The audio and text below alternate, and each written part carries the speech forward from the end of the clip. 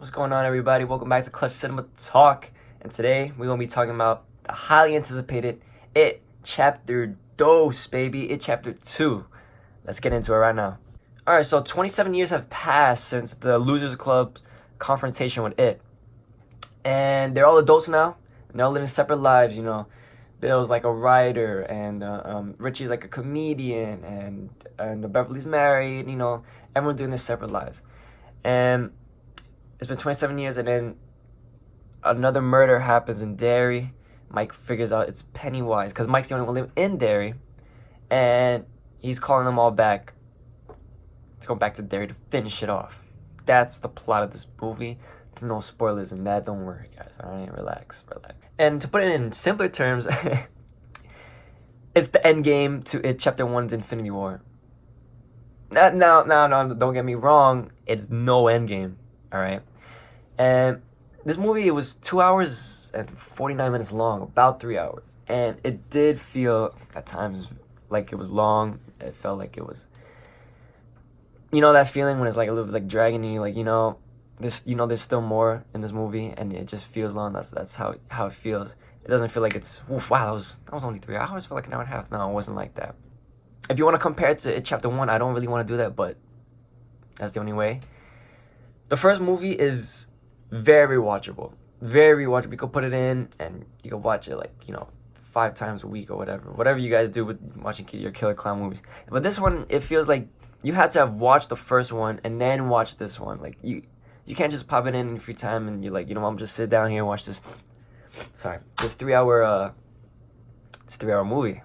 It didn't really feel like that, But let's go with the greatest part about this movie was, wow, that adult cast that plays the child actors was absolutely perfect. They were amazing, every single one of them. And if you had to pick one standout, it's obviously Bill Hader as Richie. I mean, he was like, it almost felt like that character just actually grew up like it's supposed to, like it's exactly supposed to. They nailed it with this, and he was an amazing performance. I've heard like people were talking about like Oscar buzz. I was like, wow, okay. But every scene that he's in with those jokes, man, has always had us all laughing in the theater.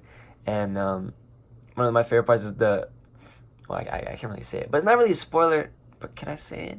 You know what? Whatever. All right, whatever. Screw you. When Mike gives everyone the calls, that has to happen. The reactions, so funny. His was hilarious. I mean, he just. Ooh, spoilers! I can't say it. Whatever. Now the movie it gets sad at parts, and I feel like it nails those parts. And when it needs to get sentimental, it gets sentimental, and it's also a really funny movie, just like the first It. But in this one, sometimes I felt like it was a little bit too much humor, especially in parts where it wasn't really that necessary. Now, I get the whole point of the Losers Club is, they still have that kid kind of mentality, and they crack jokes to make each other feel better and stuff like that. So they don't really show that they're scared, but sometimes it was just like, really? I mean, there's a part where a character, he's looking up and then he sees something. He's like, oh, there he is. And then I'm like, what? When in like in reality, when you look up, you're like, yo, there he is. Like, no reaction. It was just like a mad show. I'd be like, yo, like there, he's right there, But the one thing that it didn't bring this movie down a bit was the lack of Pennywise in this movie. It didn't sit well for me. And he's a star of Chapter 1. Bill Skarsgård's amazing performance as Pennywise in the first one. And I just feel like they held back the main attraction in this one, The scenes he were in were great, and I was just anticipating the next time he was going to pop up on the screen and see what he's going to do next, see what the scares are about.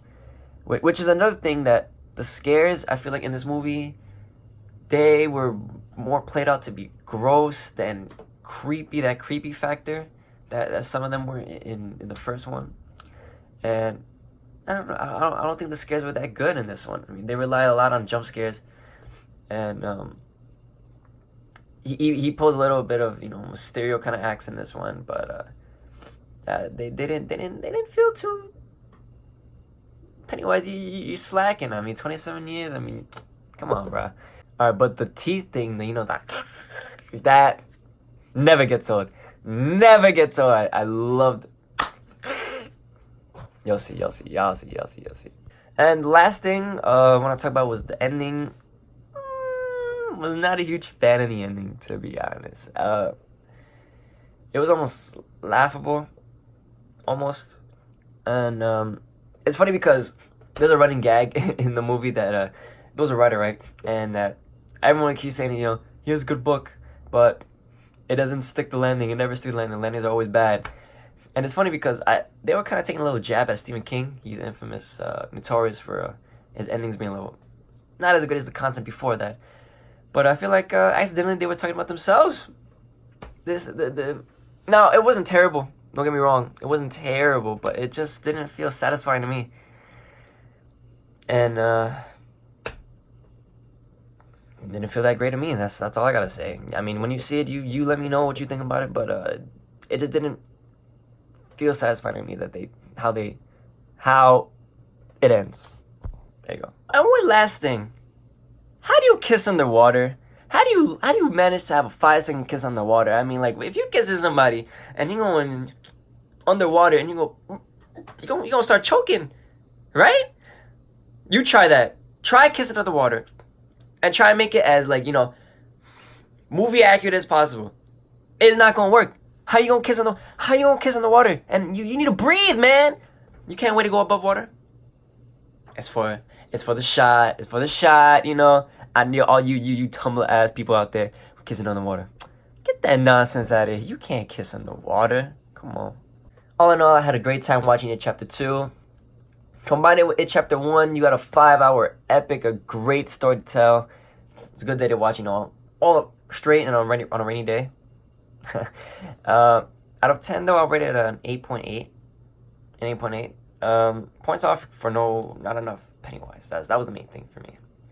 I don't know if you guys had enough Pennywise, but you see, it's not a bad grade at all. You know, not too bad. Now, the critics are bombing it right now. It's getting lower and lower by the day, but it wasn't that bad. It was a fun movie, entertainable. It was funny, scary at times. You know, I thought about that, but yeah, it chapter 2 is done. It's finito. So whenever you go see it, chapter 2, let me know what you think. Maybe give a comment on the comments. Like this video. Subscribe to Clutch Cinema Talk, man. We coming back with some more movies and stuff. You know what it is. I thank you all for the support, whoever's been watching and stuff and commenting. So yeah, I gotta get out of here. Love all y'all. Thanks for the support. Come back next time on Clutch Cinema Talk to see this cutie. I'm out of here. Yeah.